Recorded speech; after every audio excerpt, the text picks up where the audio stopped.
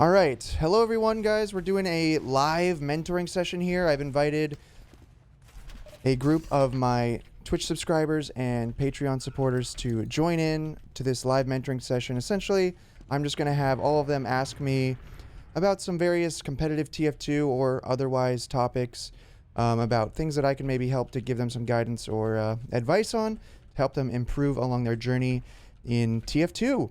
So I do mentoring through my Patreon right now, but this is a little bit of a special event where I've opened it up to everyone. But if you're interested in, exploring this path of getting mentoring from me or getting some access to some of my demo reviews or other things like that, you can always go over to patreon.com/Banny.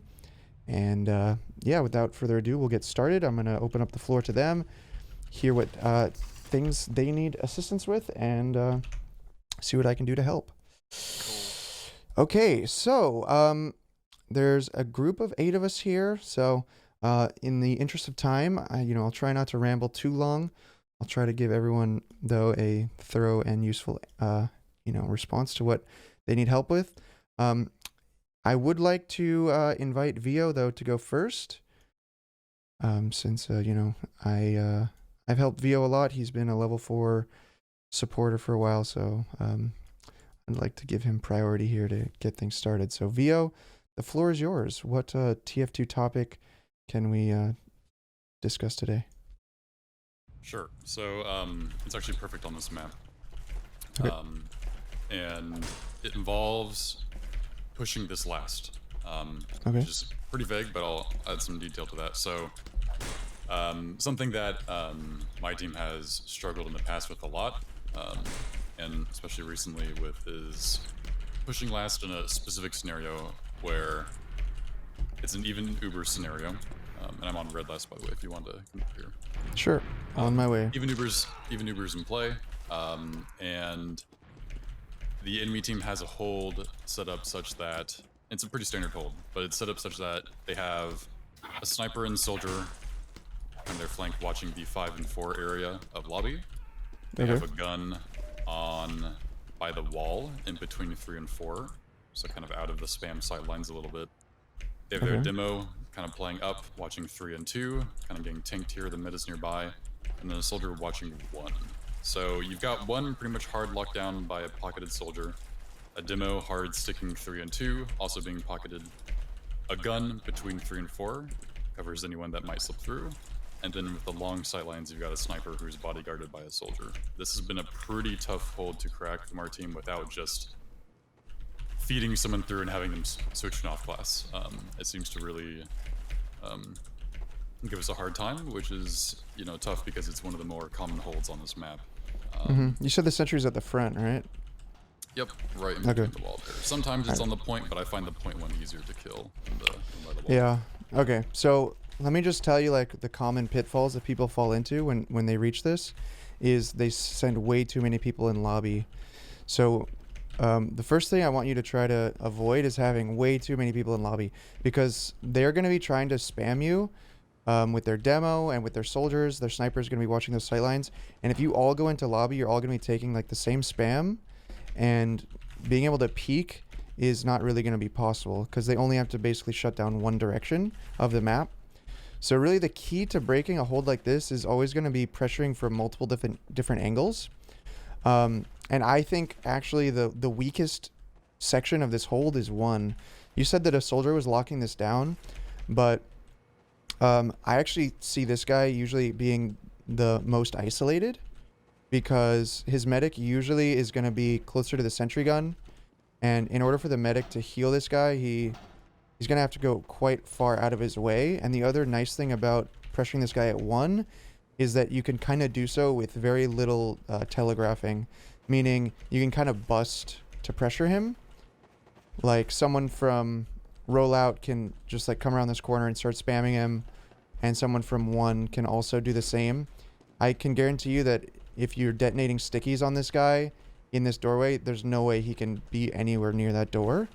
So I think one thing you could potentially do to break this would be having your demo actually rotating out of lobby and either going to 1 or 2 to, blast anyone standing near the 1 door, and that will create openings for people to start peeking 1. And 1 is a great angle to spam that sentry from. Rollout is also a decent angle to spam that sentry from. But like I said, you want to do it from every angle if possible. So you'll have this guy shoved off of 1, and then you'll have some spam attempt here, or even having someone like just try to get through and like pull eyes in this direction towards like nest. And then you'll also have maybe, you know, a soldier coming over towards 5 to spam. If you jump up on this windowsill, you won't quite be in a sniper sight line, and you can potentially spam, you know, that area of the map. But you could just, you know, sort of like risk the headshot and just like peek it. At some point, someone has to be willing to take a risk. That's the thing. If everyone's just hiding the whole time and no one's willing to like take a risk, you're gonna hit a dead end. But it's just about having your most important players not taking that risk. So your demo needs to be relatively safe, and then your you know, your medic and combo scout, probably those 3 need to be the ones that are the most careful when peeking this. And both your soldiers and maybe your other scout can be willing to like really pressure people off of doorways, if that makes sense. I would be perfectly fine with even just like sacking to destroy the sentry, for example, if that's a possibility. Yeah. So did you ever try anything like that? Yeah, we actually had something very similar to that idea, especially with the 1 pressure. We did identify, you know, that soldier's kind of the weak spot to take advantage of that. But what would often end up happening is in the process of kind of executing that plan, we would tend to lose 3. Yeah. Usually, you know, the flank and then an additional soldier, sometimes myself, something like that. So that is kind of the Do you know what they usually are dying to? Because that might help to like identify where maybe additional pressure is needed. Usually, I would say the rotation of the demo, because their demo is stuffing you out. The push comes through, the kind of quick burst of players coming in. Usually, the soldier by 1 goes down, but then after that, the damage has kind of been done, and the demo or other players tend to clean up on it. When you also bust through this area, you're also now in the sniper sight line, so he has the potential to hit some shots, which is what can sometimes happen to that extra 3rd player who's not necessarily looking to die. Right. Kind of things like that. So something else to try, potentially, if that is the issue, is in lobby, come to lobby now. So you won't be exposed to a sniper as long as you have someone like pressuring 5. If your demo's right here, he probably is not going to get sniped. And what he can do is he can start carpeting and zoning out the demo right here, and someone could potentially try and get on the demo from 3, because you have to realize that the sentry won't hit you until you go like here, so you actually have some space to like get in right here and pressure the demo. Yeah. So that's another place where you can potentially get the demo, and I think that actually happened in a recent pug that I played like literally like within the last 2 days. Is their demo was really trying to pressure this right here. I was on demo, so I just started deading stickies right around here, hit him for like 100, and then we just had a scout get in on him right here. The demo was pressured and killed, and then that just, you know, opened everything else up. So yeah, that is another option for you. Makes sense. So one tiny follow-up question then, on top of that. So tragedy happens and you do end up losing 3 unintentionally. How do you respond to that? Because what, you know, the instinct tells me is to, you know, hold the doors close. They've got the number advantage, so you don't want them getting through. You want to maintain the choke presence.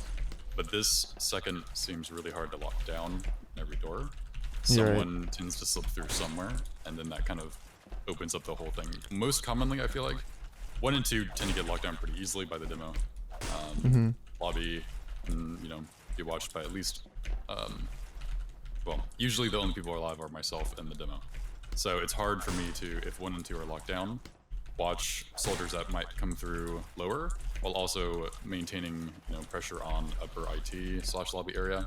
Because what can often happen, and has happened before, is you know, they're all pressuring, they're all trying to get through. Dim was doing a good job of locking them out, but then a soldier gets through into upright T.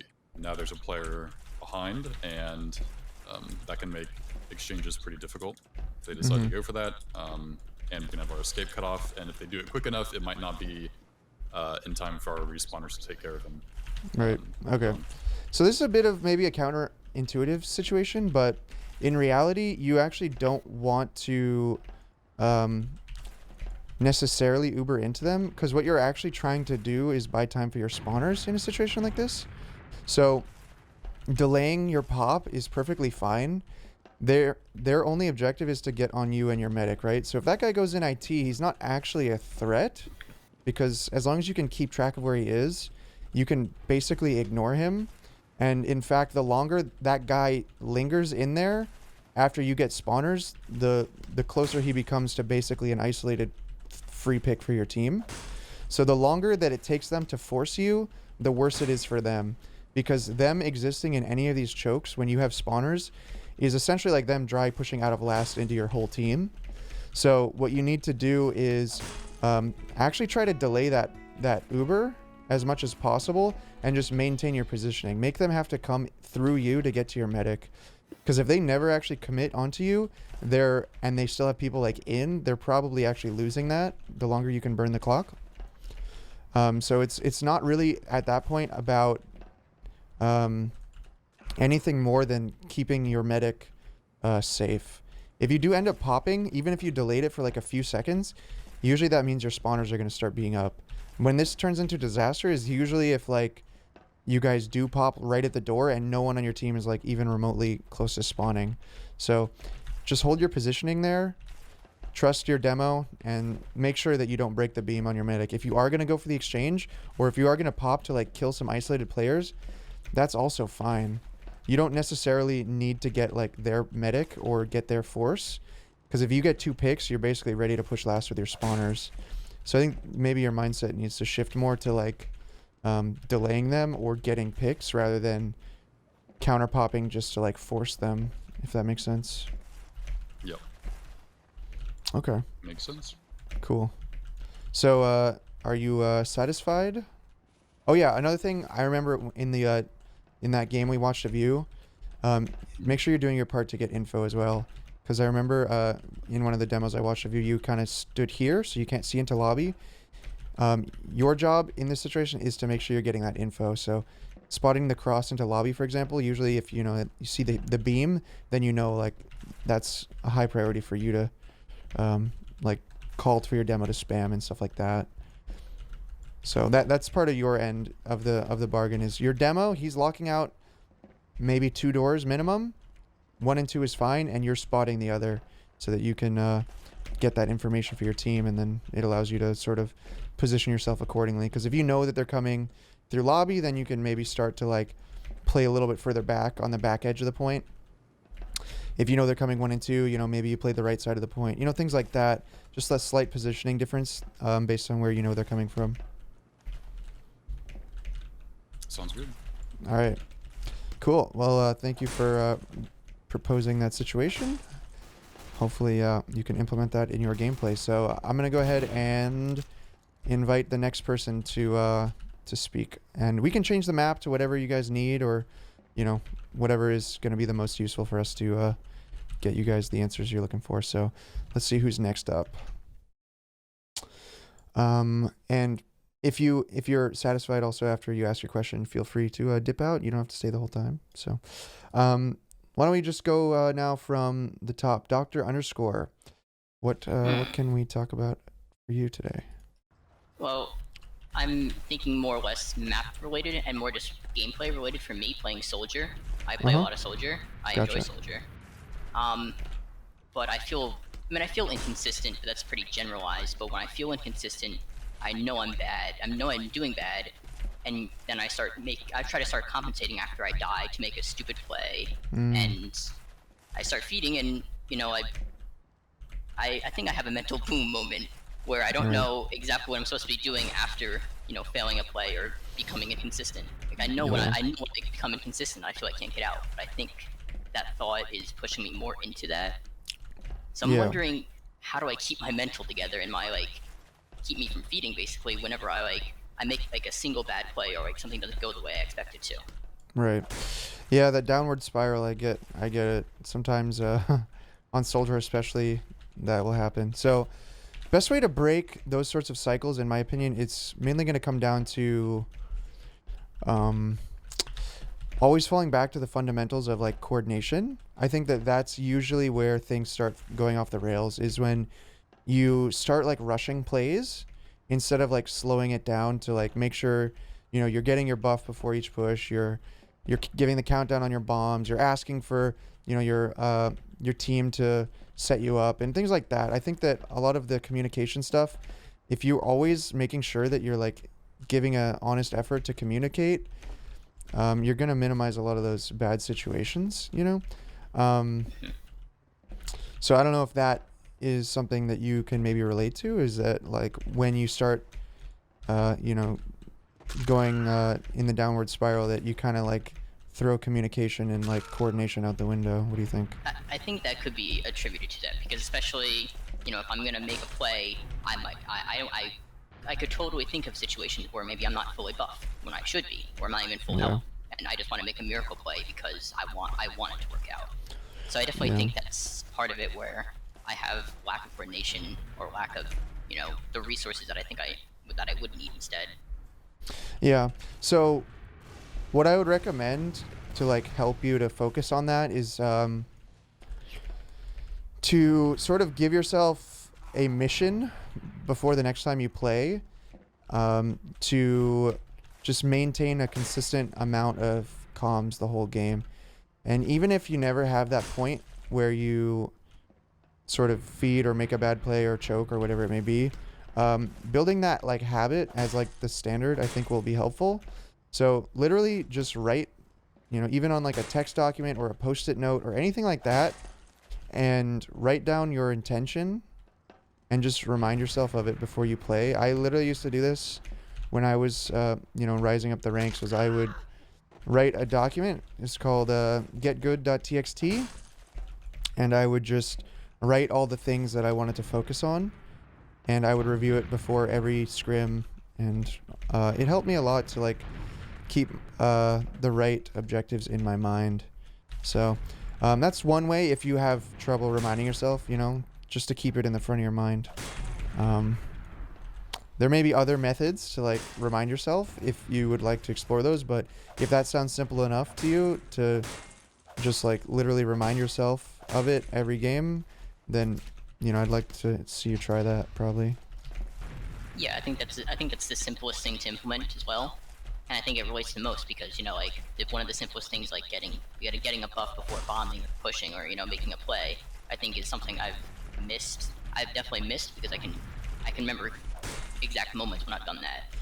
Yeah, it's interesting because a lot of times even just those like simple rules end up preventing a lot of other bad situations that come afterwards. Like if say you end up slowing down to get a buff, you know, that's potentially one less feed or one more successful bomb. You know, just having those good solid habits ends up going a long ways, I would say. I can see how that could work, actually, just reviewing that each time. I think I might write it down, or use a document. I don't actually have something to write in it, but that's okay. Okay, cool. Thank you, Were there any other quick questions you had, or was that kind of the main thing for you? No, that was the main thing. I mean, besides just feeling inconsistent, I think that's just, for me, feeling inconsistent is just, I need more practice. I think I need to play more. Right. But I think feeling inconsistent made me go into the downward spiral. Yeah. It was like obvious to me I'm doing bad, so I'm gonna try to make up for it and do worse in the end. So. Yeah, one thing I'll definitely tell you also, just to maybe be some words of encouragement, is that a lot of times when I play with people and I notice that their impact is low, if they have like, if I can tell that they're like literally just trying the whole game and they're putting in an honest effort to like coordinate and communicate, I usually am like more than happy to kind of give them a pass, because the only thing that's worse than a player that's choking is a player that's choking but also like going emo and silent and all that. So I would encourage you to yeah, focus on that, because it can also make your teammates be a little more, I think, understanding and like appreciative of your effort. You know, even if you're not hitting your shots, at least you're like still not giving up, you know. Yeah, I can get that. You know, with the few people that I do play with, you know, somewhat consistently, you know, I never want to have to blame them for a play or a mistake that even if they made it, I don't want it to be about that. I want them to know they made the mistake, and that's it. And if I made a mistake, I want to own up to it. Yeah, So, that's also really important. I've seen even like top invite players, I won't name names, but some may know, where they'll make a mistake and they'll claim one thing, but then you can literally like, you know, roll back the tape and you can see that their claim is false. So a lot of times, yeah, just own up to your mistakes, move on.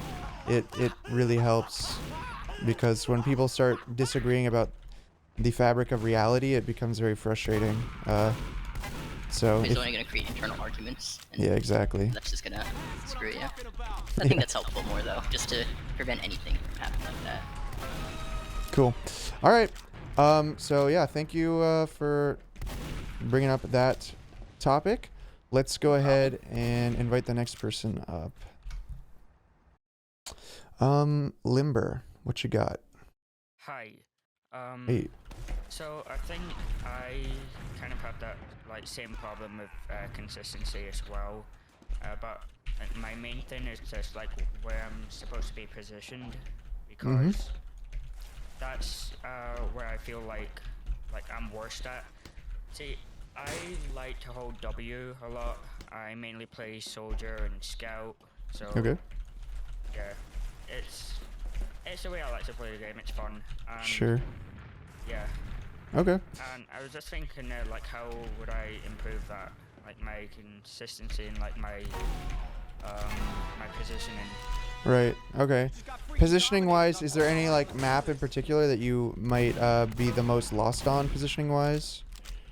Or and also just to be clear, are you talking in like a casual context or a competitive context? I would say casual context. Okay, sure. Okay, And so yeah, go ahead. Oh, sorry. And I think my I just completely went blank. It's alright. Okay, that's fine. All right. What's like one of your favorite pub maps then? We can go there. I think Snakewater. Really? Okay, sure. Yeah. Okay. Yeah, I'll swap it to Snakewater and we can talk about some of like the positioning things that like a scout or a soldier might consider. Mhm. Because that's like the map I usually play on when I do like 5CP. Yeah. Well, it doesn't have to be 5CP. You know, I am open to looking at any map, but we can start here and maybe some of these things will translate. So just to check, when you play soldier, do you use gunboats? Yes. Okay, cool. All right. So first thing I want you to think about when you play soldier with gunboats is about health packs. As a soldier, a lot of your existence is going to be dependent on health packs. And so the first thing I want you to really think about is positioning yourself to always know how to get to the nearest health pack efficiently. So Right. say I'm like, you may want to just spectate me so I can like show you a couple things. Yeah. Let me get that. Yeah, that's fine.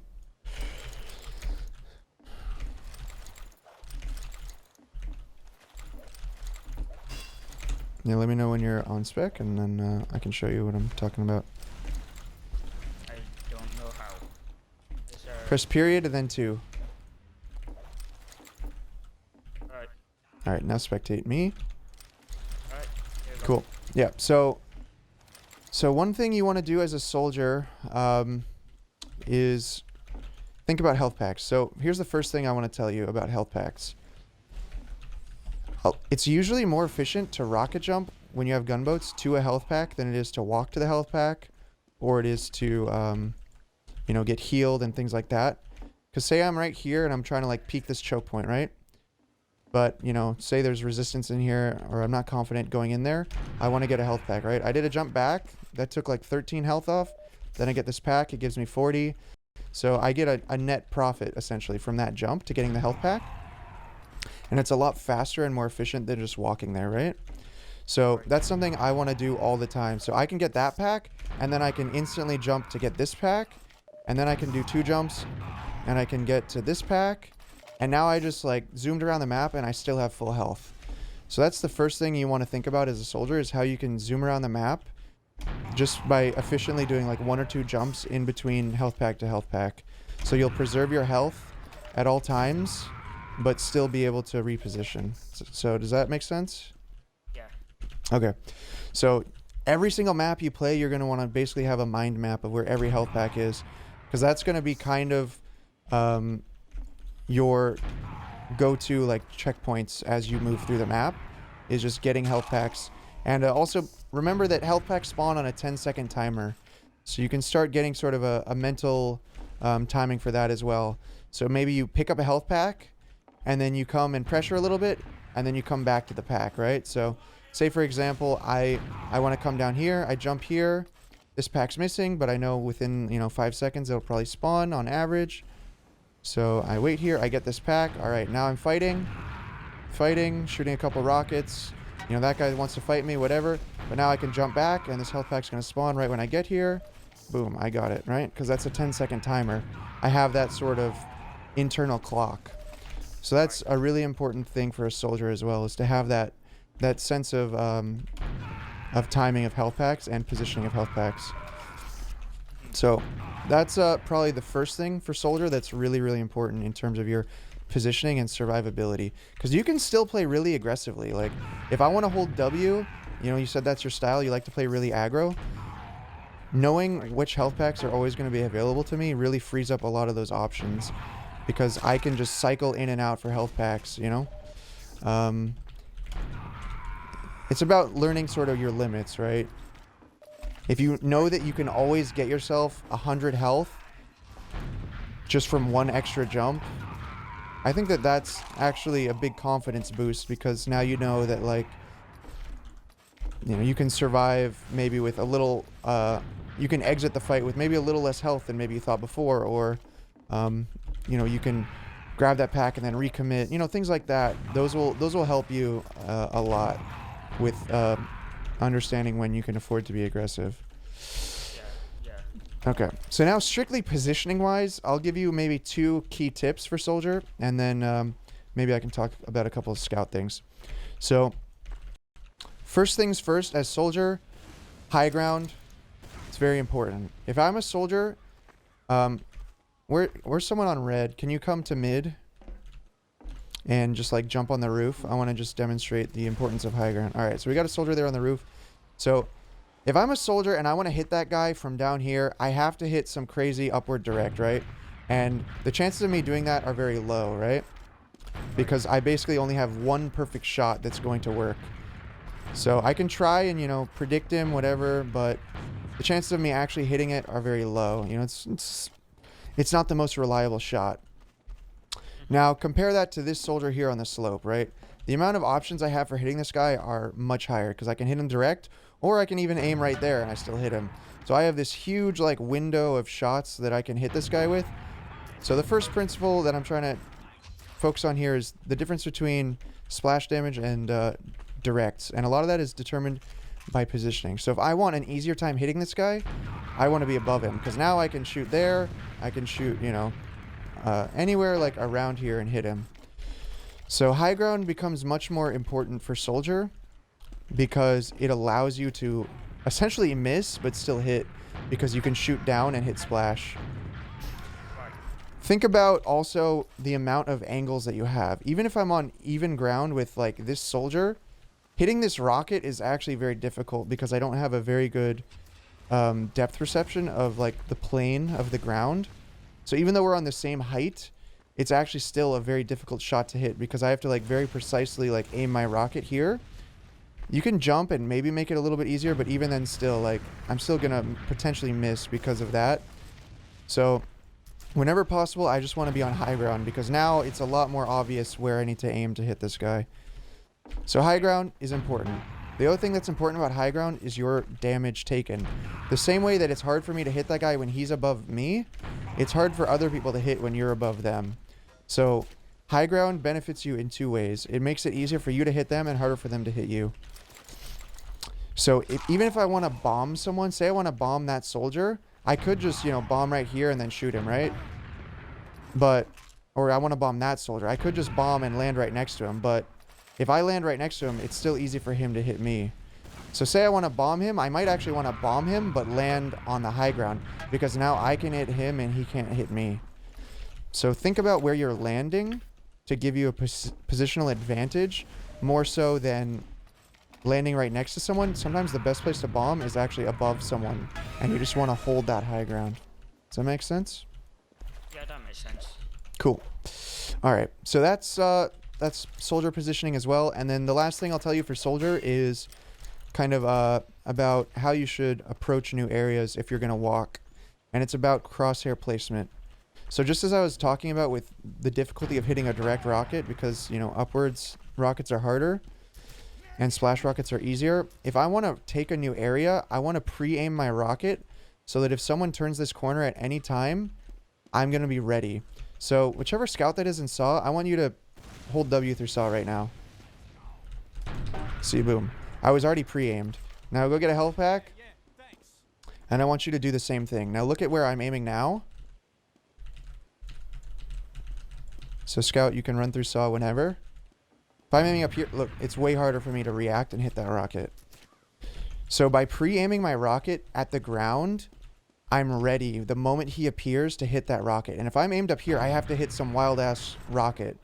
So crosshair placement is going to be very crucial for me to be prepared, because I never know. There could be an enemy around the corner. There could be no one around the corner.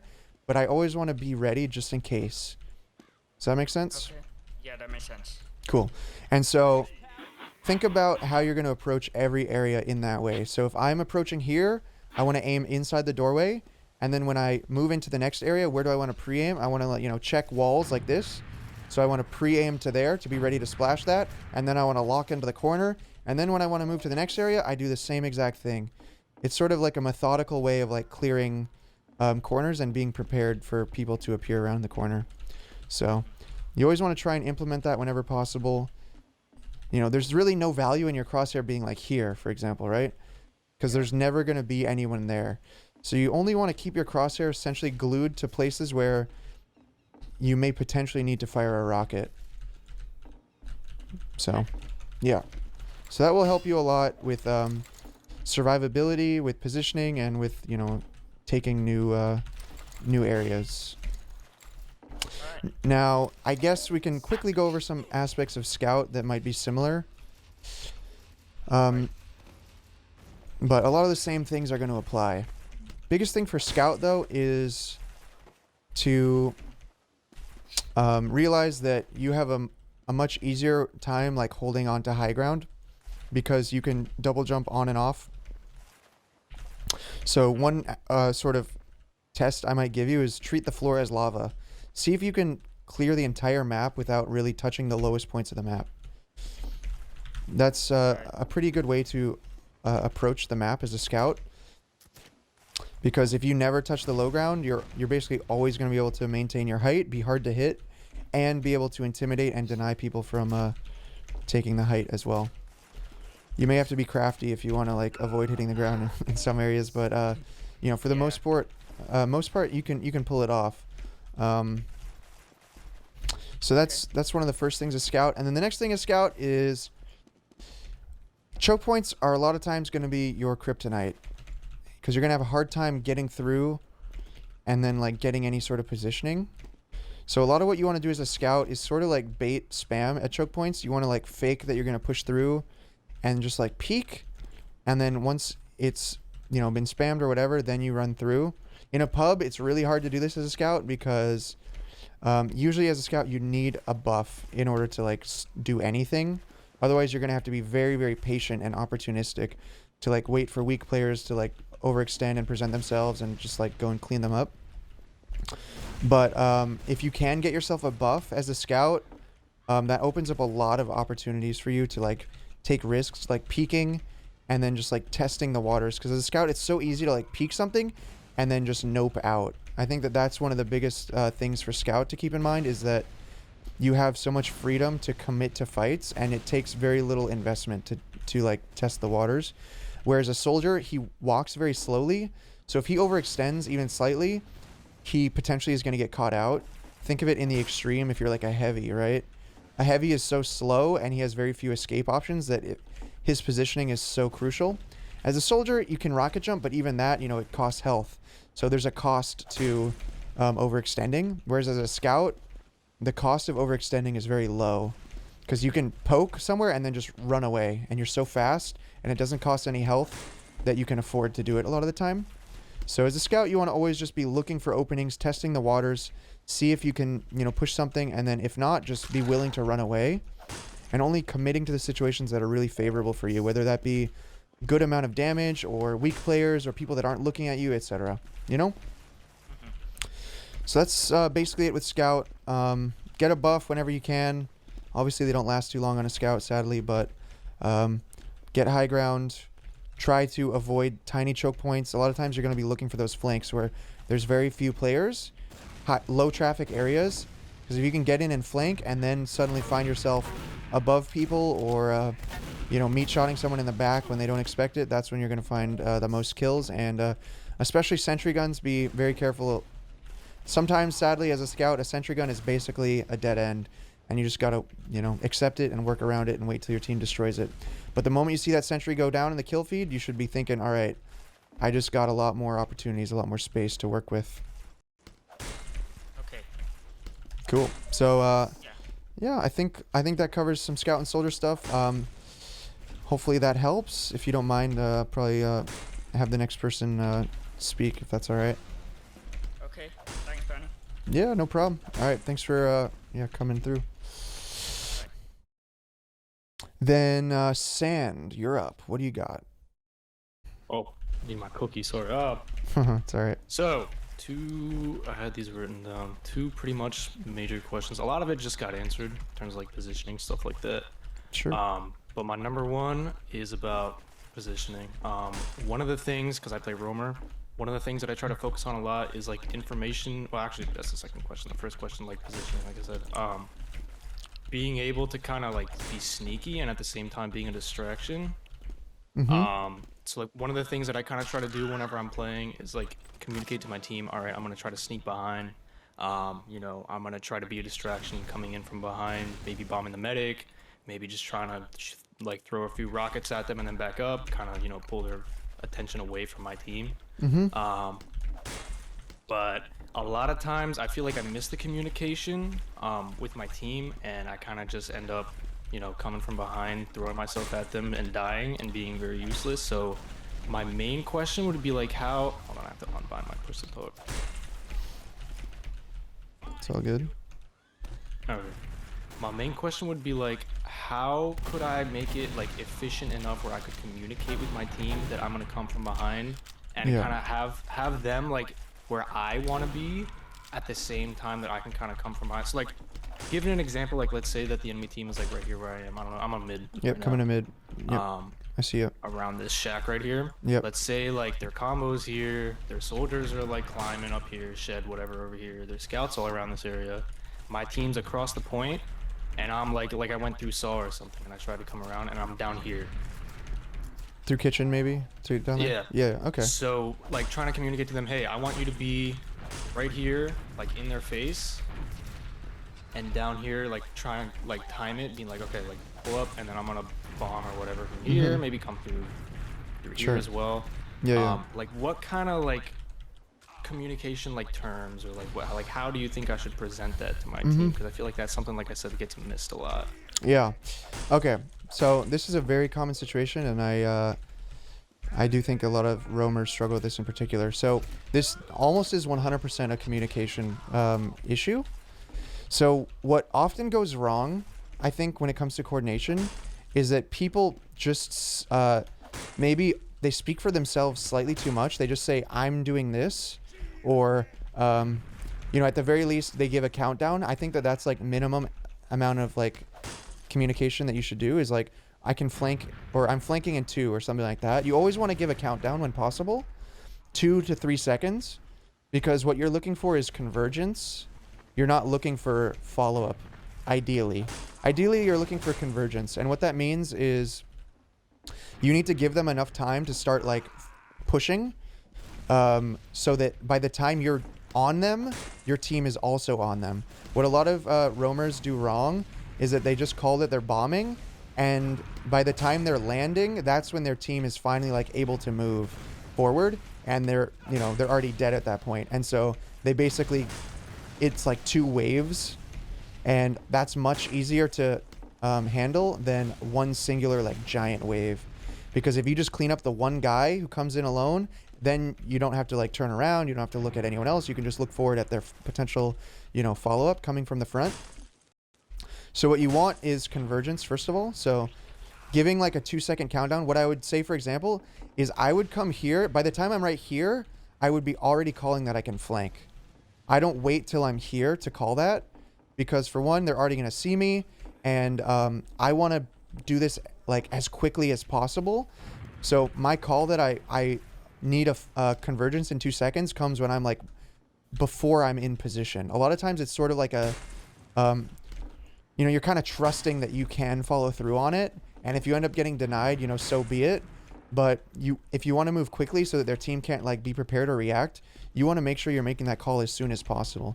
So for example, I might call that I can, like, flank in 2, and I'm, like, right here, but I know that I'm going to flank from down here because I'm already, like, planning the entire route in my head, what jumps I'm doing and all that, or I'm, like, planning to get a health pack in, like, a couple seconds and then flank. Like, I want to give as much of a lead on the call as possible. So that's the first thing. Bunny, I don't mean to interrupt, but your mic's bugging out a little bit. Oh, hey. Oh, it is doing Yeah, the thing. just let me fix that, and then I'll continue. All right. Sometimes my mic does some weird stuff on Discord and mumble, but it's easy to fix. All right. Do you guys hear me? Do I sound okay now? Yeah, you're good. Yep. Cool. All right. So yeah, first thing is about giving a countdown, all right, preemptively, so that you can get convergence. The second thing, and this is particularly if you're way ahead of your team, or you get into a position that's not, like, super urgent. Like, say we flip the tables on this, and we're approaching from second, and you get somewhere unseen. Like, say you're in kitchen, right? And you know that you have time to wait. What I would rather you do is, instead of saying that I'm just going to go in this time, I would rather you say, I'm here and I'm ready, call me in. Because that way you know for a fact that when they call you in, they are ready. Because a lot of times these sorts of situations, they're not so easy to, like, execute right on the dot, because maybe your combo is, like, only starting to work their way in saw and they have to deal with spam. And you're like, okay, that's fine. I'm going to be in position and I'm going to be ready. Tell me when to bomb. That way, it guarantees that you link up. And that's by far my favorite thing that roamers do. My favorite roamer thing that they ever do, Blaze used to do this a lot, Marmalou does it, etc. They say, I'm ready, just tell me when to go. That gives me a lot of, like, freedom to distract and make sure the distraction is correct, make sure everyone's healthy, all that kind of stuff. So that's what I would probably recommend you really look for, is opportunities to get in position and then just be patient and say, okay, I've done my part, now you do your part and call me in. Make it more of a full-on, like, conversation between the flank and the combo. That's my favorite style of coordination. My least favorite style of coordination is being microed and having your combo just say, go do this now, and then you having to, like, scramble to do it. I'd rather you be sort of autonomous, get in position, and then they call you in once you've done your part, if that makes sense. Yeah, that's kind of like what I'm kind of getting from it right now, is, like, being more of, like, an asset in that sense. Because, like, I'm absolutely guilty of what you were saying earlier, kind of just, like, showing up in a corner and saying, all right, I'm bombing, instead of, like, giving a countdown or anything like that. The kind of waiting there and being patient thing definitely seems like I said, like, being more of an asset, but not just like waiting to get microed or something like that, but, like, being ready and stuff like that, being able to, like, kind of be there, and then when my team tells me to go, then go. That makes a lot of sense. That's kind of something that I didn't really consider before. You ever heard of, like, the nuclear launch codes, you know, you have to turn 2 keys, right? You can't just launch it on your own. So think of it that way. You turn your key, you know, the green light's on, then you just have to wait for them to turn their key, and then you unleash the nuke. So that's kind of what you got to think of it as, I think. Because a lot of times you're ready, but like your other soldier that you want to bomb, he's like, he needs a buff, or he's getting a health pack, or like he's just not quite there. So giving him like the opportunity to get ready, I think helps a lot, so that when the attempt actually does come through, you guys are in sync, you know? Yeah, like I said, yeah, it seems like something that, like, I feel like that's like a mindset change. Maybe I'll try to make it, so, like I said, like be more of an asset than kind of like a lone wolf or some kind of playstyle like that. Yep. That makes a lot of sense. If you do that as roamer, your team will love you. Yeah, because I'm not like the, I guess, like in-game leader or whatever, like the main caller, whatever you would want to call it either. So like I'm not really calling the shots myself. So I feel like it would help a lot more if I kind of made myself available for bombs and pushes, stuff like that, instead of kind of just calling it myself. Yeah, that makes a lot of sense. Okay, cool. Yeah. If you didn't mind the second question also, I don't know if you have Go ahead. a lot of time or not. Yeah. So the second question was more about communication. Also playing roamer, picking up on information. Like what I should, because I kind of like I relay information to my team as like I pick it up, right? Like some of the things that I feel are important. You know, Metacaz, or their combos here, or their roamers here, I'm gonna fight them, whatever, all that stuff. They're like very specific things you think roamers should be looking for, and like, you know, relaying back to their team as they play, as they're being sneaky, or as they're like jumping and being a distraction, whatever, stuff like that. Yeah. So first thing, as a soldier, the first piece of information I think you really want to always keep track of is, are the scouts staring at me? That's a very important piece of information, because if the answer is yes, then don't jump into them. And number 2, that can be valuable in and of itself, because that means they're looking at you and not the rest of your team. So any sort of information about who's looking at you is very important. Drawing eyes away from the enemy team is very important. The more you can do that, the better. The next thing, information-wise, you need to think about as a soldier is that a soldier is actually the best class in the game to get information when you're at a disadvantage. Because say a position like this, you can get a really long sightline, and then you can jump out to safety. A scout can't do that.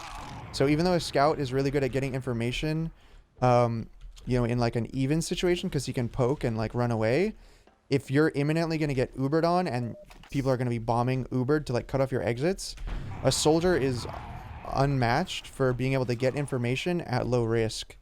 So as a soldier, you always want to be positioned to get information on the flanks, and the most important information when you're at a disadvantage is where the enemy combo is, because that's where the Uber is going to be coming in from.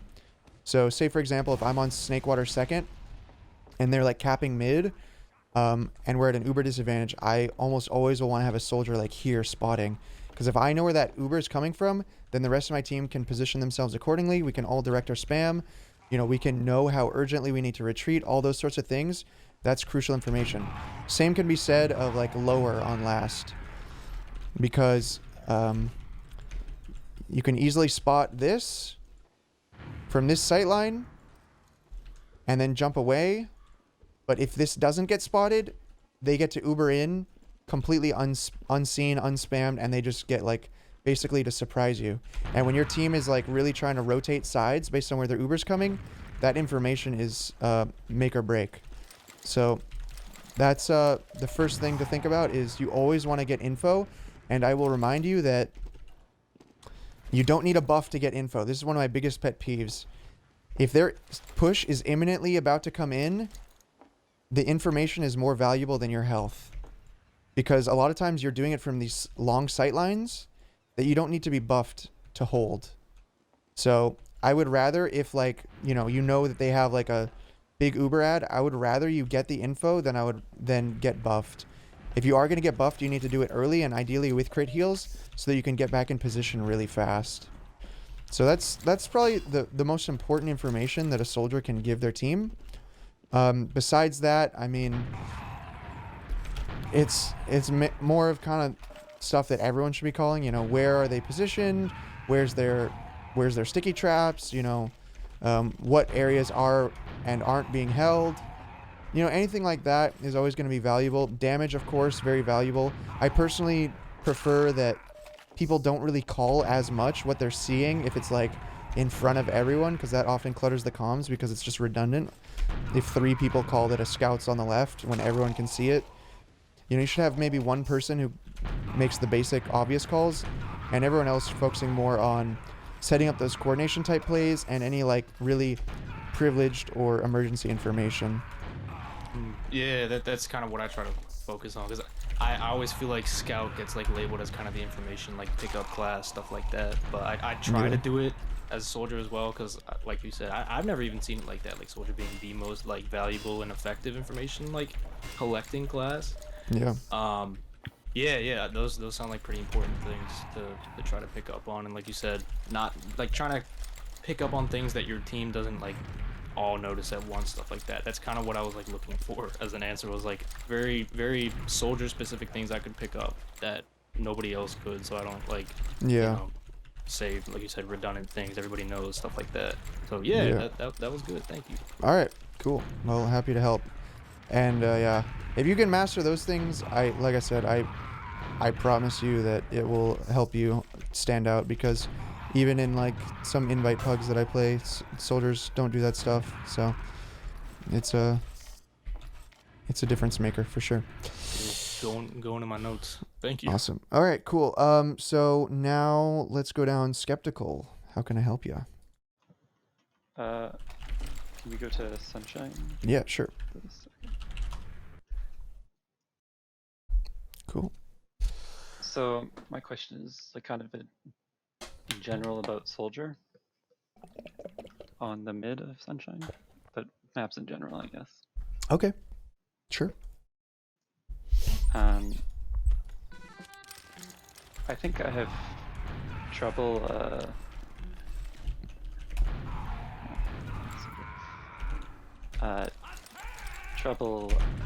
like kind of, I want to say being useful in a way, because like, okay, especially on this map, because it's hard.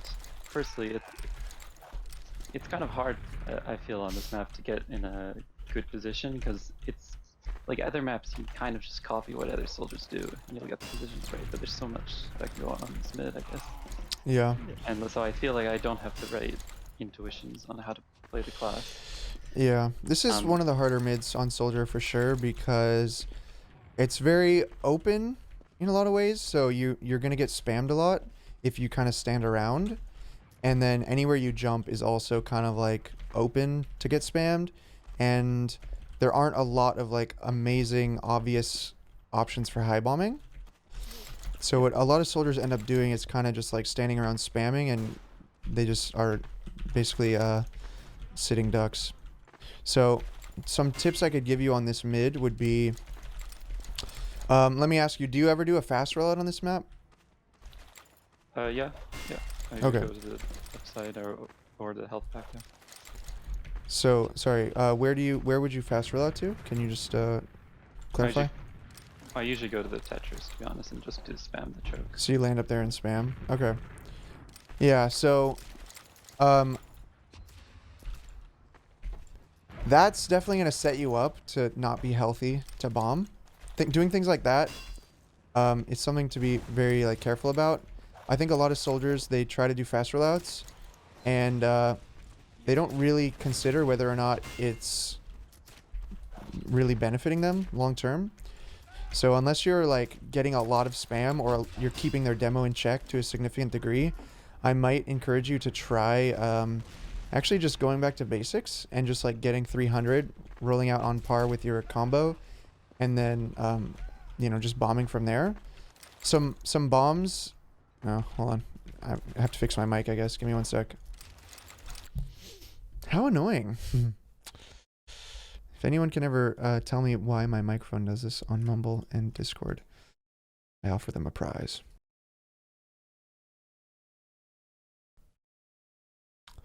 Let me just refresh my settings. Okay. All right. It should be better now. Yep, sounds good. So some jumps that you can do on this mid, for example, would be you can bomb off here on the left and just commit from there. Or you can Well, yep. okay, one question I guess I have is that often we're like on this map, I found we're in a situation where we kind of don't want to commit yet, and but I still want to jump in and like kind of make space. Okay.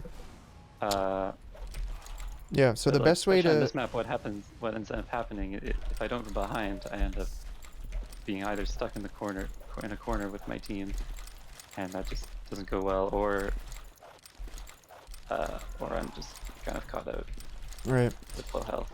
Okay. For an arrow. So if you're just trying to make space and not die, then another thing you could do is jump on the tower and then jump again, because you'll jump so high into the skybox when you jump off the tower that you're actually not going to take that much damage from scouts a lot of time, especially if you like fade and curve away. So that's a really good way to distract and likely survive. One thing I will say though is you don't want to spend a lot of time on the tower if their demo is alive, or you know, potentially even their soldiers are alive, because you're going to get spammed and counter jumped.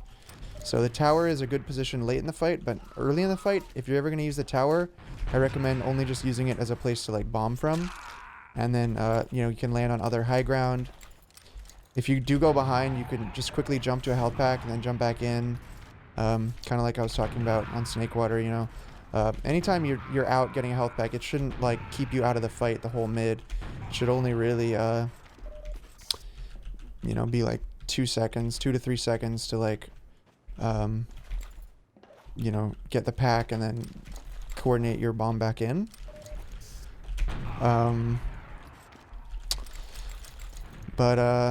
Yeah, I mean, those are some of your options. I think, you know, you can jump above cafe, for example, and like spam from there and jump from there and like fade bomb into their valley. I do think going behind is really good for surviving just because of the availability of the health packs. But it's just a matter of like jumping towards the health pack and then jumping back in, so that it's like not gonna be a 5v6 the whole mid. I would definitely not encourage soldiers to get arrows too much on in general. That's just my personal preference. I think soldiers, like I said, it's way more efficient to just jump to health packs. That making your med break the beam on a scout or your demo for you is a lot of times, I think, less than efficient, but different players have different perspectives on that, so up to you, I guess. But yeah, I'm curious if you've tried mids like I was describing. Well, yeah, I've tried going behind to like valley. It's actually been a while since then, but like I guess I find that like it's just like I feel like it is too late before I get back in, because we're kind of fighting a 5v6 and we get caught in like a corner. Our team gets caught in a corner, and then Well, okay. Well, then what it sounds like to me is that your team maybe needs to just be willing to commit more directly into the enemy team, because if they're, yeah, I don't know, if you're going behind and they're like fighting them 5v6, I don't see why you wouldn't just like bomb straight onto them then and just have them like be pushing. Because if they're able to like rotate to a side, for example, and you're behind, I feel like they should be able to just sort of like hold, you know, a Tetris, for example, hold some height while they wait for you to flank. But if they feel like they're rushed to fight, then maybe it'd just be better if you just commit right onto them, you know, onto the enemy team. And yeah. Okay, I guess another thing that happens is that it tends like, because we're rotating, we tend to end up rotating to the point where I'm not behind by the time. Yeah. Back into mid. Yeah, so I don't know That if your just, team has setting it like up properly. Does your team have a rotation in mind, like early, or is that always a late call? Because if they have like a planned sort of system for rotations, it might help. For example, if you come to mid and then your intention is to always like wrap around to the right, then you know that if you jump into valley, you know, at least your entrance back in will be a little more secured because your teammates are going to be covering that. But if it's just kind of like random based on a whim, you know, I could see how that could be difficult because you don't really know what positioning to expect. So maybe it's worth discussing with your team, like under which circumstances you're going to wrap what sides. You know what I mean? Okay. Another mid that I can actually propose to you, and this may be completely different, is actually like a bait mid. Assuming you're the roamer. I don't know if you are. Are you the pocket or the roamer? Yeah, I was the roamer. Okay, if you're the roamer. So a mid that actually works due to the rotation nature of this map, one mid that works a lot is to actually roll out into like your own valley or your own cafe. You can wait around the corner and then literally just like waddle in or jump in and flank people as they're retreating towards you. If you find that bombing and all that stuff isn't working, that's another option. So for example, your team could play to go hard right on mid. They overtake, you know, the high ground and the right Tetris, and they basically try to force the enemy team to kind of mirror the same thing. So they rotate towards your team's valley and your team's shed. Then you're just waiting there. Your team calls you in, and you just boom, 2 rockets in the back. Easy, you know, mid kill, demo kill, any weak player kill, whatever. Okay. Yeah, actually, yeah, that sounds like a good idea. You can do the same in cafe, where your team is kind of going to the left, and then you go in here. You are a bit isolated, so you know it's not a mid to overuse because they may catch on and like start pouncing on you, but Yeah. it's a good tool to have in your arsenal for mid strategies, especially if bombing isn't working.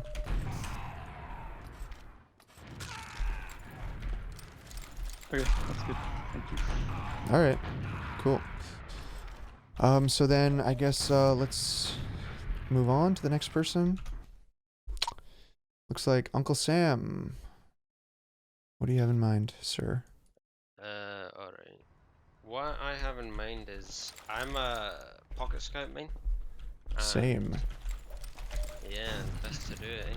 But basically, you know, I'm getting into open, trying to make playoffs, hopefully get the dub, but something that, you know, I'm struggling with is just basic coordination. You know, obviously I know some of the basics of coordination, but I really want to get some of the fundamentals of how do I, because I'm also the main color, how do I, you know, coordinate with my soldiers, like when do I tell them to bomb in, when do I leave them to their own devices, how to keep in sync with my pocket soldier, stuff like that. Okay, sure. Okay, so basically the way that I would think about soldier bombs and when to call for them is basically soldiers are a tool to relieve pressure from the rest of your team. So anytime you're being like relentlessly spammed or focused, like your combo, that's when a soldier bomb is going to be very useful, because they'll jump through and the enemy team can't just simply ignore them, because if they do, then your soldiers, you know, are shooting 100 damage rockets into people. And you know, they probably aren't going to let that happen. So what you want to do is you use your soldiers to make space for you, and then people chase your soldiers, and essentially then you get on those people and you return the favor and make space for them. So it's kind of like this leapfrog scenario of making space for each other. Yes, exactly, a rotation. So your soldier goes in, people look at him, then you go in and shoot at the people looking at him, then he can go onto the people looking at you. So you just constantly are trading sort of aggro, you know, if you think of it in terms of like a raid boss. A raid boss. Yeah, exactly. Yeah, like that. So you're just trading aggro to set up each other to basically get free damage and space until you get the kill, or, you know, enough space to fully force them out or win the round. So that's the simple way to think about it. But, you know, other details that are important, your soldiers need to be healthy. So a lot of times before you push as a main color, you want to allow for time to like slow down and make sure your soldiers are healthy first. And you actually may want to just like, yeah, call them to jump through for you to make space before you even call that you're in or whatever. That's like step one. So a lot of times as a main color, you want to, you know, it's easy to get caught up in like, we're pushing. But step one before every push is making sure everyone's ready. So as a main color, I want you to think about that a lot is no push should really happen until the people that you want to be able to be in the push are confirmed to be ready. And as time goes on, as your team gets more familiar with that flow of things, those things start happening naturally. So it doesn't really take as much time to like prepare and set up.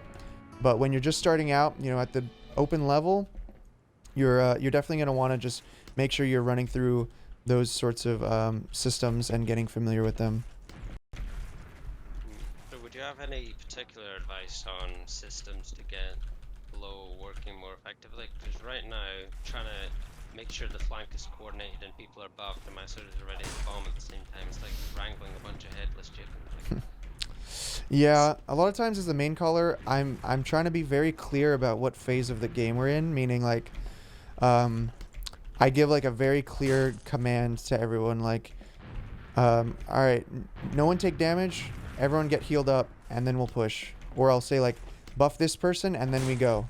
So I'm being very direct and very clear about what needs to happen. And so I think that's kind of your job as the main caller to like literally tell people like right now everyone get buffed, and then if someone's not near your medic, you know, you look around, you tell them get the hell over here, get your buff, you know. So a lot of times as the main caller, you just kind of gotta just tell people what to do, and that's never going away. Even at a high level, you gotta call people by name and be like, yo, you do this for me. Yeah, you don't want to micro like every action, but just making sure that those sorts of things are covered is pretty important. I mean, at the end of the day, you're the main caller, so you got to see everyone as to some extent as your sort of your weapons to like point in certain directions, and so you got to tell them where to be sometimes, and that's just part of the job, and it's never going to go away. Yeah, so. But one thing you can do to ease that, of course, is like, and I highly recommend this, is get your whole team into like an empty server and kind of go over like a dry run of things and attach certain terminology to it. So for example, I might call for like a 2-man sack, right? But if my team has never like really truly gone over what that means, there's bound to be misunderstandings and there's going to be failures that are going to result from that.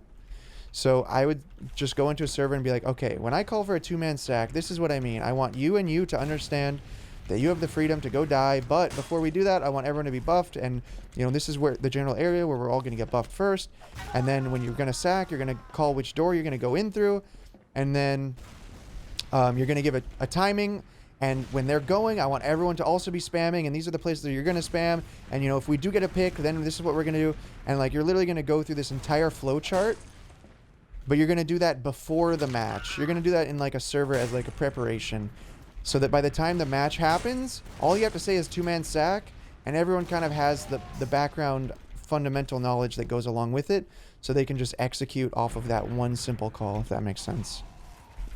That would probably be really helpful, because the way, you know, I gotta do it at the moment is if I want a 2-man stack, you know, people have the general idea, but I have to say, you know, I need my roamer to high bomb, and then I want the scout to trail him, but then by the time I'm done explaining it, their buff is expired. Yeah.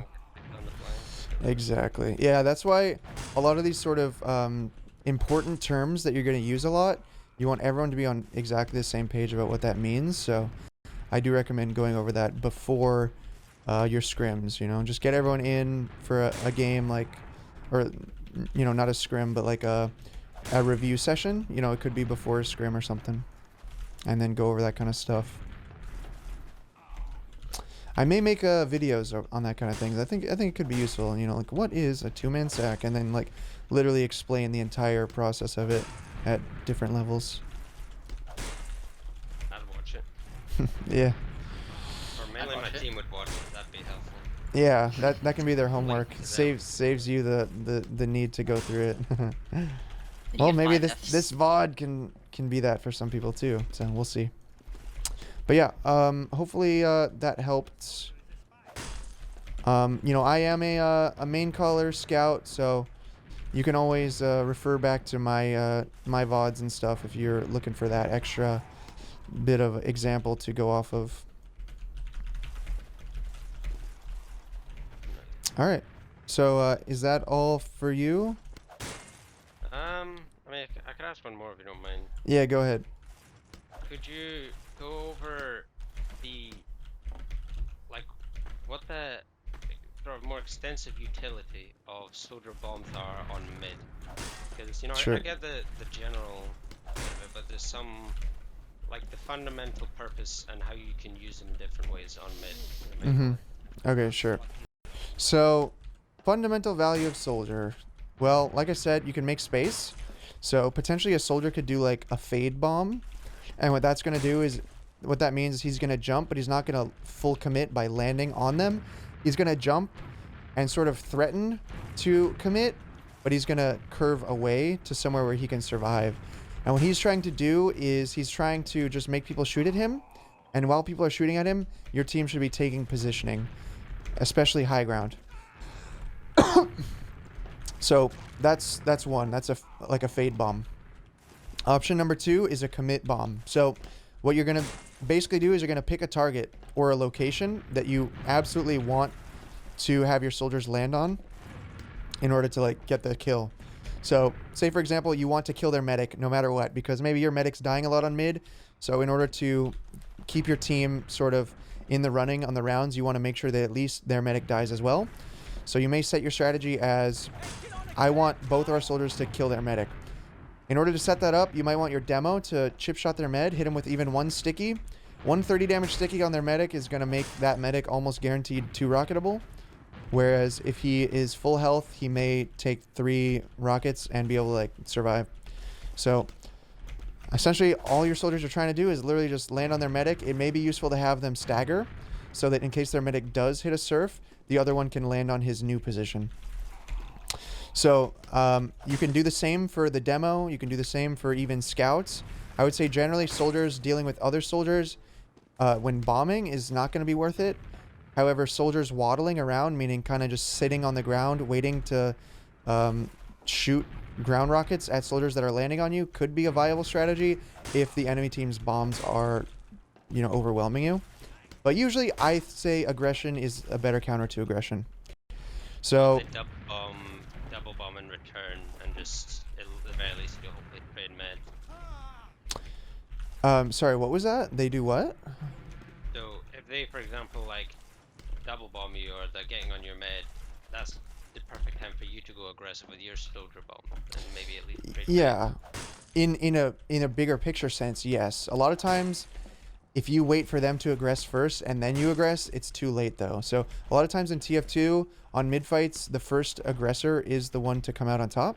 So just be aware of that you don't necessarily want to wait for them to aggress and kill your med before you go in, because they may kill your med and then their med just runs away and it's too late. So a lot of times if you are going to do a strategy like that, it's more of a reaction to a previous round rather than a reaction to the events of that exact mid, if that makes sense.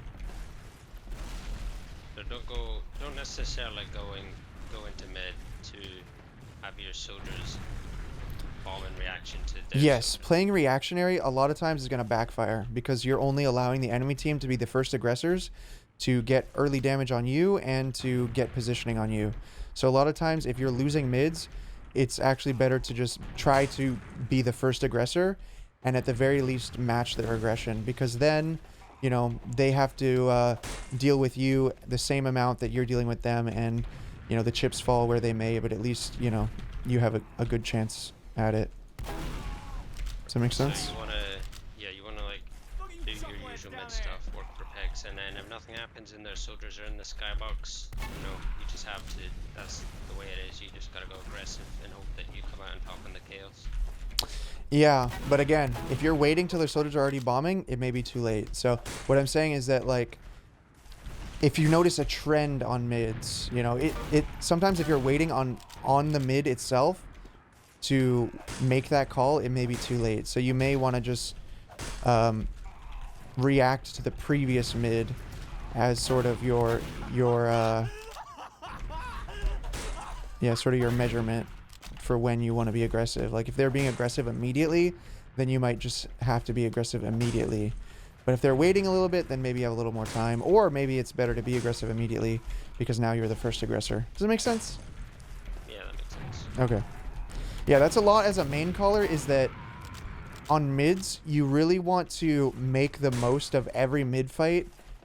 If you lose a mid, you never want to make the same mistake 2 mids in a row.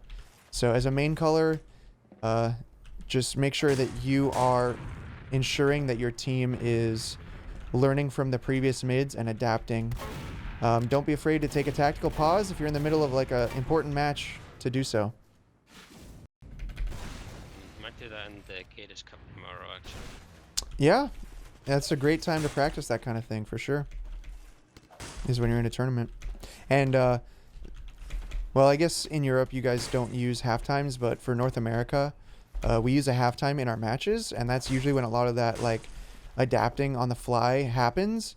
But in that improved rule set, there's no halftime, so it becomes even more important to use tactical timeouts and things like that. Yep. And then I guess just to finish what we was talking about earlier about how to utilize soldiers on mid. So the other option, I suppose, is to sort of like go behind. And I think something that's important that I want to tell you is that you don't want your soldiers both to land in the exact same position, and you don't want your soldiers to both land at the exact same time necessarily. And you don't want your soldiers, you don't want one of your soldiers to commit and the other not to. So the ideal soldier coordination looks like both soldiers committing, maybe staggered by 1 or 2 seconds, so that if you are going for like the medic, they are going to land at different times and not both get surfed. You want them to jump from different angles so that the enemy team can't just look in one direction and deny them both. And then,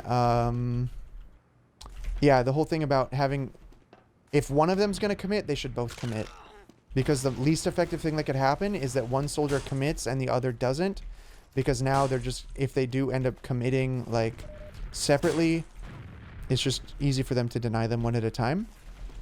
So if you ever are doing a mid where one of your soldiers doesn't want to commit, like, say he wants to do a fade bomb, or he wants to sit back and waddle and, like, clean up aggressors, or he just wants to spam, then your other soldier could either match that or he could go behind, because then you're at least committing in a way where you're not instantly dying, but potentially setting up for a late commit or, you know, something like that. Does that make sense? Right. So the only time if you bomb and then you don't commit, but your other soldier did commit, you should just use them as a distraction to recommit. Yeah, basically. You never really want to have a mid where one soldier commits and the other guy doesn't, though. If one soldier is going to commit, they should both commit. It's kind of an all or nothing type situation, in my opinion. Because one soldier committing is usually just feed.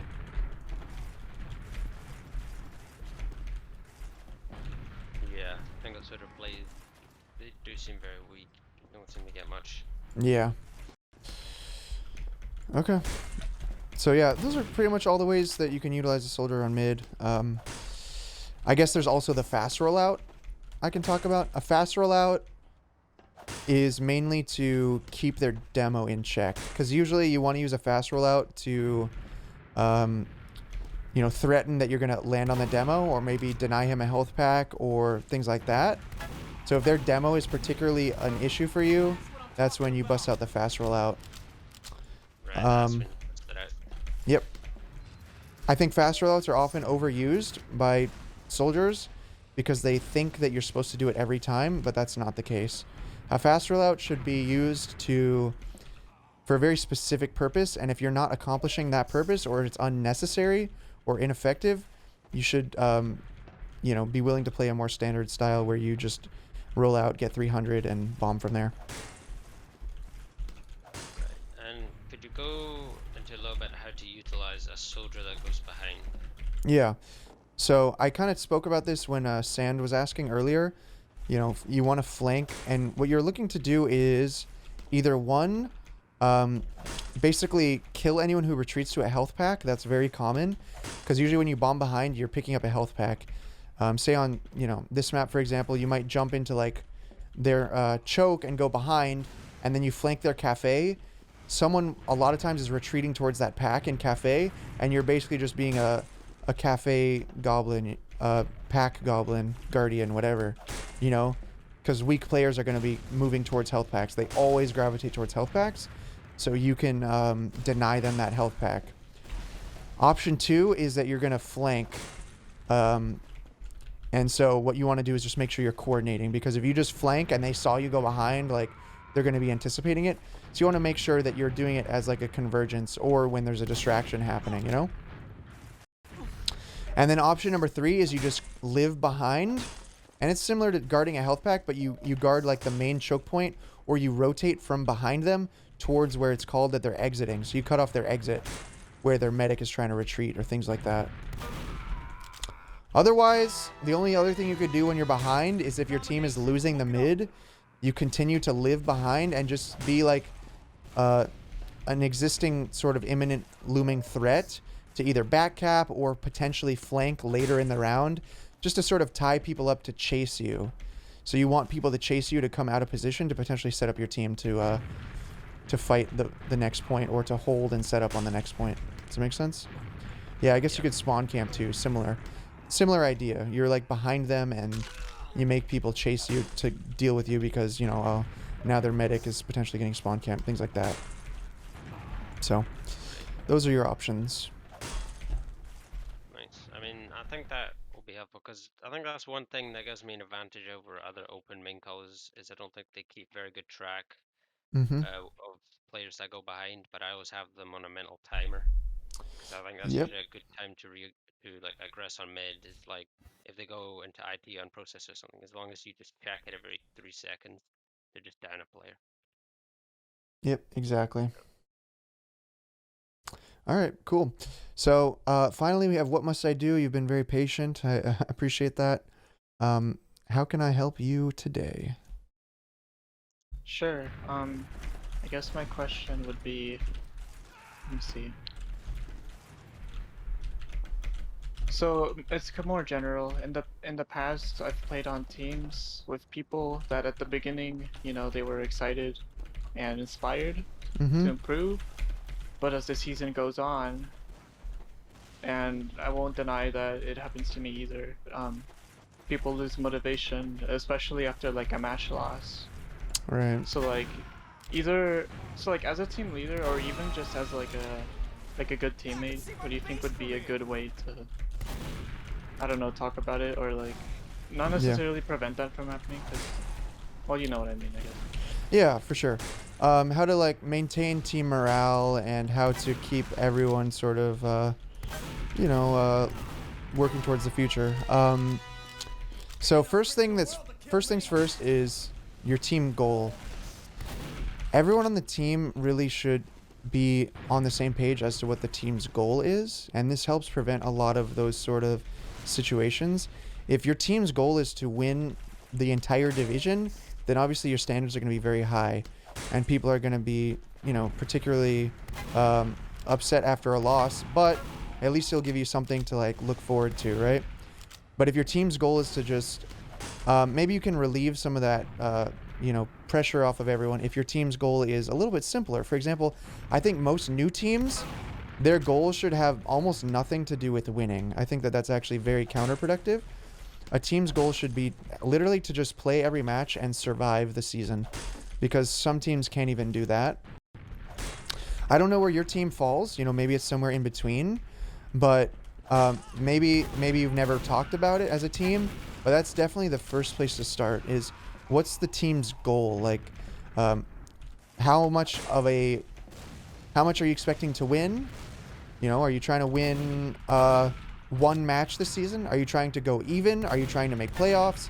You know, where does that fall for you? Are you trying to win a few rounds? Like, yeah, there's so many different expectations and goals you could have there. I think setting a realistic goal that everyone's on the same page about will help a lot, first and foremost. So is that something that you feel like your team has? That's great. I just feel like we would have a team goal and be on the same page at the start, but you know, it's saying something at the beginning of the season is different from actually facing it. And then I guess one thing that I struggled with is I didn't know how to handle it very well, and I didn't know like what to do in the face of people like, you know, just losing morale. So I think having that team goal is very important. And yeah, you're right. Maybe I shouldn't be too ambitious, but Yeah. But once it happens, like, what's a good thing to do, I guess? Yeah. Okay. So anytime you lose a match, I think it's very important. You know, again, assuming your team's goal is to like improve and win, I think it's very important that you guys turn that loss into something constructive. Try to come away with at least one sort of thing that you as a team, or especially any player that's like struggling, can improve on. I think that one of the things that helps to boost morale is progress and improvement. So if you come away from a loss with a single step that you guys can take, that you can sort of track, I think it can help, because that's something that you guys can feel a sense of growth from, even if you lost. And as long as you follow through and don't repeat the same mistakes, I think people generally will feel that improvement, and it will be rewarding. And it can also inspire people to improve, I think, if you kind of give them a purpose. Like, I don't know, if people are aimless and they just lose, I think that that's one of the most demoralizing things. But if someone loses and they know exactly what it is that they can do better next time and they can improve, I feel like that's a little more inspiring, because it just gives them a direction to go in and something, yeah, to like focus on. So that's one aspect for sure. I think there's other areas of like, as a team leader, perhaps you can help to boost morale by, like, just saying, it's okay, guys, it's just a loss. We can let's just try and learn from it. I know you guys maybe struggled here or there, but we'll do better next time. Whatever, we know this for next time. Do the review, whatever it may be. Each player, I want you to work on this. I want you to work on this. I want you to work on this. I'm gonna work on this. Show that you're just as responsible. I feel like that's the best you can do. Sadly, if you happen to be playing with someone who's just never gonna be on the same page or be willing to improve or focus on the future, they may not be a good fit for your team. And as you're climbing the ranks, that's gonna happen. It's inevitable, sadly, that you kind of gotta try different rosters, try different players until you find that core of players that really is all on the same page and has the right attitude. Yeah. Yeah. Other things you can do to boost morale, I mean, you can try and just hang out with your teammates, be friends, play other games maybe. Talk about things on a more personal level, I don't know. For some people that really helps as well, just for morale. I would agree. It's interesting, like first of all, that gives me a lot to think about, like having some form of tracking progress, even if it's not necessarily like pure wins. Yeah, I think that's really important, because, I mean, at the end of the day, only one team wins each division, right? And yeah, so not everyone gets to do that, but everyone can improve. Yeah, and I guess, I don't know, I think that would lead into my only other question, what you were talking about at the end, because the first team I was ever on was like that. It was personal and it was really good. Like, I still talk to those people. They're my good friends. But maybe it's just my perspective, but I just struggle dealing with negativity in general in the competitive scene. And I've been on teams where I get, I don't know, where I get yelled at a lot, and it's not like it happens all the time, but I just encounter it very often. Oh, and good. obviously, you know, I would say the best answer is to find a better place to be, but sometimes it feels like that there's nowhere. But I don't know. I'm not trying to sound super downer or anything, but just like, I don't know. What would be your take on that? I definitely know where you're coming from. I think that there's definitely a lot of negativity and toxicity in competition in general, but you know, in TF2, you know, I can definitely acknowledge it.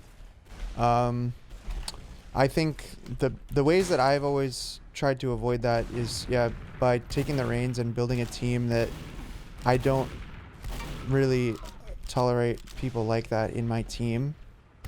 You know, maybe it creates sort of like a clique or a circle jerk or something, but I see it as more of a sanctuary. So if you can have a place where, you know that the people you're going to go play with every time are not going to be toxic and hateful and whatever, I would definitely encourage you to sort of build that environment. When you're out in the wild or whatever, I think that, you know, there's always going to be options like avoiding certain players or muting players or, you know, muting speech, things like that. I do that still, you know, take advantage of the in-game mute, people typing shit, just so you can just focus on the game. Otherwise, you know, try to just be the bigger man, you know, and brush it off if you do encounter someone who's toxic, I guess. It sucks. And if people really do cross the line, you know, in North America at least, you can report them for misconduct and things like that if they're really being incredibly, you know, harassing you, whatever it may be. And RGL does handle reports on that. Cool, yeah. I would agree. Just, that's something I do a lot as me. Thanks for... Alright. That's all I really have to ask you. Okay, cool. Well, I appreciate all you guys coming forward, asking for help.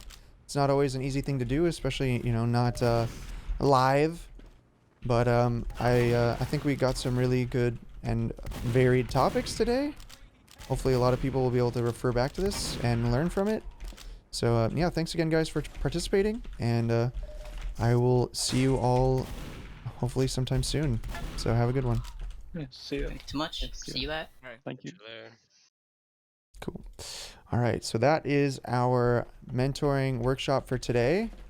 Hopefully everyone in the chat also, you know, was able to sort of benefit from that, even if you weren't in the call. I think we had a lot of good topics there. Hey everyone, hope you guys enjoyed that and found it insightful. Want to give a shout out once again to my Patreon supporters. You can see their names here across the screen. Special shout out to Vio, who's been a level 4 supporter for a long time. I've been doing a lot of mentoring with him, kind of like what you saw in this video, but just exclusively with him and his team. That's one of the perks of the mentoring program. So if you want to get in on this kind of thing, you know, you can sign up over at patreon.com/Banny, but you can also gain access to early viewing of my videos and other behind the scenes stuff. And of course, just support this content coming your way. So thanks again for watching, and I'll see you around. Peace.